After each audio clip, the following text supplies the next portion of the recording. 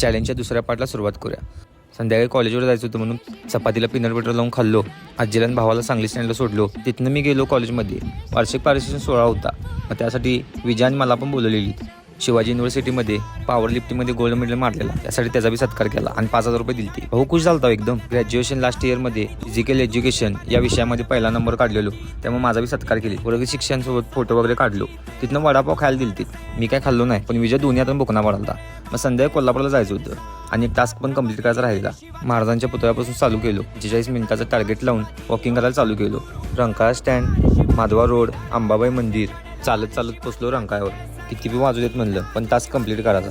मग 45 minute task complete झाला आणि कंप्लीट करून मी आलो घरी. पाण्यात टास्क कंप्लीट करून बसलो पुस्तक वाचायला. आज असं वाचलं की मनाच्या अभ्यासासाठी मनाचा वापर करण्याची संकल्पना, याला मानसशास्त्रामध्ये मेटा कॉन्जिक्शन असं म्हणतात. स्टँडवर आजोबांना आणायचं होतं. आजचे सगळे टेस्ट कंप्लीट ही होती आजची सेल्फी.